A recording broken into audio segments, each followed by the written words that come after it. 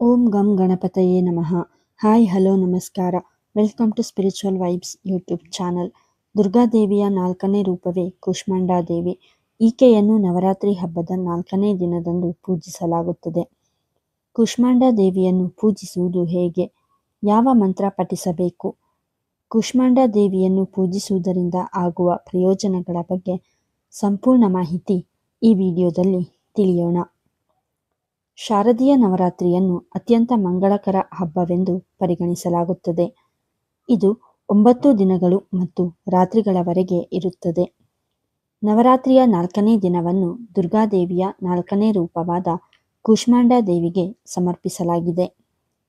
ಈಕೆಯನ್ನು ದುರ್ಗಾದೇವಿಯ 9 ಅವತಾರಗಳಲ್ಲಿ ಒಬ್ಬಳು ಎಂದು ಹೇಳಲಾಗುತ್ತದೆ. ಶಕ್ತಿ ಮತ್ತು ಬೆಳಕನ್ನು ಸಮತೋಲನಗೊಳಿಸಲು ಪಾರ್ವತಿ ದೇವಿಯು ಈ ರೂಪವನ್ನು ಪಡೆದಳು ಎನ್ನುವ ನಂಬಿಕೆಯಿದೆ. ದುರ್ಗಾದೇವಿಯ ಈ ಅವತಾರವನ್ನು ಪೂಜಿಸುವ ಭಕ್ತರು ಸೂರ್ಯನಂತಹ ಪ್ರಕಾಶವನ್ನು ಪಡೆಯುತ್ತಾರೆ.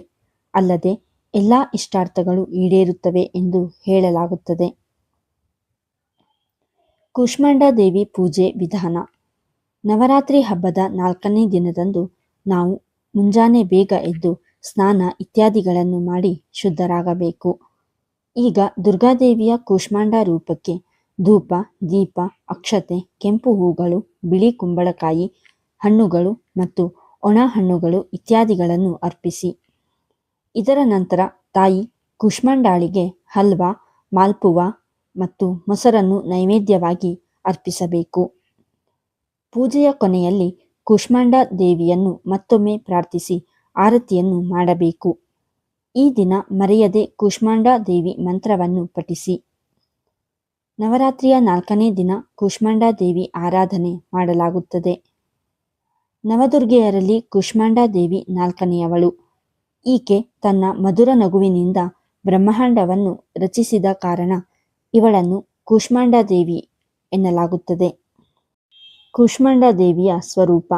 ತಾಯಿ ಕೂಷ್ಮಾಂಡಾ ದೇವಿಯು ಸಿಂಹದ ಮೇಲೇರಿ ಸವಾರಿಯನ್ನು ಮಾಡುತ್ತಾಳೆ.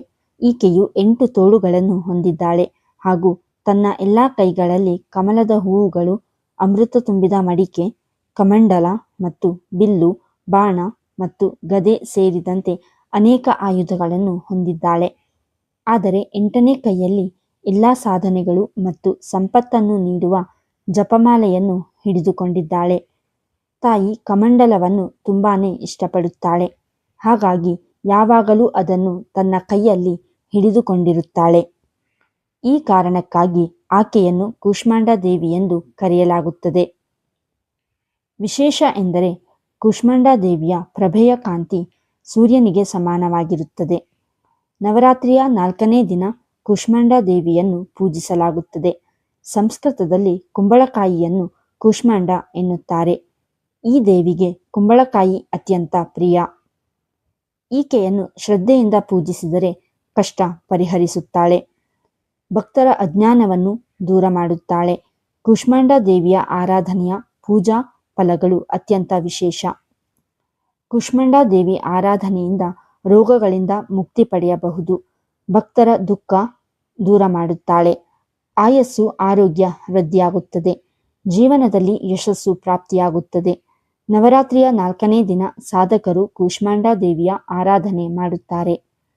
ಈ ದಿನ ಸಾಧಕನ ಮನಸ್ಸು ಅನಾಹತ ಚಕ್ರದಲ್ಲಿ ನೆಲೆ ನಿಲ್ಲುತ್ತದೆ. ಈ ದೇವಿಯ ಆರಾಧನೆಯಿಂದ ಮನಸ್ಸು ಏಕಾಗ್ರತೆಗೆ ಸಾಧಿಸುತ್ತದೆ. ನವರಾತ್ರಿ ಹಬ್ಬಗಳನ್ನು ಆನಂದಿಸಲು 4ನೇ ದಿನದಂದು ಹಳದಿ ಬಣ್ಣವನ್ನು ಧರಿಸಿ. ಏಕೆಂದರೆ ಈ ನೆರಳು ಬೆಚ್ಚಗಿನ ಬಣ್ಣವಾಗಿದ್ದು ಅದು ಸಕಾರಾತ್ಮಕ ಶಕ್ತಿಯನ್ನು ಹೊರಸೂಸುತ್ತದೆ ಮತ್ತು ಚೈತನ್ಯವನ್ನು ಹೆಚ್ಚಿಸುತ್ತದೆ. ಕೂಷ್ಮಾಂಡಾ ದೇವಿಯ ಹಿನ್ನೆಲೆ. ಸೃಷ್ಟಿಯ ಅಸ್ತಿತ್ವವೇ ಇಲ್ಲದಿರುವಾಗ ಎಲ್ಲೆಡೆ ಅಂಧಕಾರವೇ ಪಸರಿಸಿತ್ತು. ಆಗ ಇದೇ ದೇವಿಯು ತನ್ನ ಈಶತ್ ಹಾಸ್ಯದಿಂದ ಬ್ರಹ್ಮಾಂಡವನ್ನು ಸೃಷ್ಟಿಸುತ್ತಾಳೆ. ಆದ್ದರಿಂದ ಇವಳೇ ಸೃಷ್ಟಿಯ ಆದಿಸ್ವರೂಪ ಶಕ್ತಿಯಾಗಿದ್ದಾಳೆ. ಈಕೆಯು ಸೂರ್ಯನ ಸ್ಥಾನದಲ್ಲಿ ನಿಲ್ಲುವ ಕಾರಣದಿಂದಾಗಿ ಭೂಮಿಯ ಮೇಲಿರುವ ಅಂಧಕಾರವನ್ನೆಲ್ಲ ನಿವಾರಣೆ ಮಾಡುತ್ತಾಳೆ. ಕೂಷ್ಮಾಂಡಾ ದೇವಿಯು ಸೂರ್ಯನಿಗೆ ಅಧಿಪತಿಯಾಗಿರುವ ಕಾರಣ ಕೂಷ್ಮಾಂಡಾ ದೇವಿಯನ್ನು ಪೂಜಿಸುವುದರಿಂದ ಜಾತಕದಲ್ಲಿ ಸೂರ್ಯನಿಂದಾಗುವ ಕೆಡಕನ್ನು ನಿವಾರಿಸಬಹುದು. ಜೊತೆಗೆ ಎಲ್ಲ ರೀತಿಯ ಸಂಕಷ್ಟಗಳು ನಿವಾರಣೆಯಾಗುತ್ತದೆ. ಕೂಷ್ಮಾಂಡಾ ದೇವಿಗೆ ನೈವೇದ್ಯ. ನವರಾತ್ರಿಯ 5ನೇ ದಿನ ಹಿಟ್ಟು ಮತ್ತು ತುಪ್ಪದಿಂದ ಮಾಡಿದ ಮಾಲ್ಪುವಾವನ್ನು ಕೂಷ್ಮಾಂಡಾ ದೇವಿಗೆ ಅರ್ಪಿಸಬೇಕು. ಈ ಸಿಹಿಯನ್ನು ಕೂಷ್ಮಾಂಡಾ ದೇವಿಗೆ ನೈವೇದ್ಯವಾಗಿ ನೀಡುವುದರಿಂದ ಭಕ್ತನು ಶಕ್ತಿ ಮತ್ತು ಬುದ್ಧಿವಂತಿಕೆಯ ಆಶೀರ್ವಾದವನ್ನು ಪಡೆಯುತ್ತಾನೆ ಎನ್ನುವ ನಂಬಿಕೆ ಇದೆ. ಕೂಷ್ಮಾಂಡಾ ದೇವಿ ಪೂಜೆ ಪ್ರಯೋಜನಗಳು. ನಾವು ನವರಾತ್ರಿ ಸಮಯದಲ್ಲಿ ಕೂಷ್ಮಾಂಡಾ ದೇವಿಯನ್ನು ಪೂಜಿಸುವುದರಿಂದ ಯಾವುದೇ ರೀತಿಯಾದ ರೋಗಗಳು, ಆರೋಗ್ಯದ ಸಮಸ್ಯೆಗಳಿದ್ದರೂ ಶೀಘ್ರದಲ್ಲೇ ಪರಿಹಾರವನ್ನು ಪಡೆದುಕೊಳ್ಳಬಹುದು ಮತ್ತು ಉತ್ತಮ ಆರೋಗ್ಯ ಮತ್ತು ದೀರ್ಘಾಯುಷ್ಯವನ್ನು ಪಡೆಯಬಹುದು ಎನ್ನುವ ನಂಬಿಕೆ ಇದೆ. ತಾಯಿ ಕೂಷ್ಮಾಂಡಾಳನ್ನು ಪೂಜಿಸುವ ವ್ಯಕ್ತಿ ಸಂತೋಷ, ಸಮೃದ್ಧಿ ಮತ್ತು ಪ್ರಗತಿಯನ್ನು ಪಡೆಯುತ್ತಾನೆ ಎನ್ನುವ ನಂಬಿಕೆ ಇದೆ. ಕೂಷ್ಮಾಂಡಾ ದೇವಿ ಮಂತ್ರ. ಕೂಷ್ಮಾಂಡಾ ದೇವಿಯನ್ನು ಪೂಜಿಸುವಾಗ ಈ ಮಂತ್ರವನ್ನು ತಪ್ಪದೆ ಪಠಿಸಬೇಕು. ಯಾ ದೇವಿ ಸರ್ವಭೂತೇಷು ಮಾ ಕೂಷ್ಮಾಂಡಾ ರೂಪೇಣ ಸಂಸ್ಥಿತ ನಮಸ್ತಸ್ಯೆ ನಮಸ್ತಸ್ಯೆ ನಮಸ್ತಸ್ಯೆ ನಮೋ ನಮಃ ಎಂಬ ಮಂತ್ರವನ್ನು ಪಠಿಸುವುದರಿಂದ ಕೂಷ್ಮಾಂಡಾ ದೇವಿಯ ಅನುಗ್ರಹವನ್ನು ನೀವು ಪಡೆದುಕೊಳ್ಳಬಹುದು. ಈ ವಿಡಿಯೋ ನಿಮಗೆ ಇಷ್ಟವಾಗಿದ್ದಲ್ಲಿ ಲೈಕ್ ಮಾಡಿ, ಶೇರ್ ಮಾಡಿ ಮತ್ತು ಕಮೆಂಟ್ ಮಾಡಿ. ಹಾಗೆಯೇ ನಮ್ಮ ಚಾನಲನ್ನು ಸಬ್ಸ್ಕ್ರೈಬ್ ಮಾಡಿ. ಧನ್ಯವಾದಗಳು.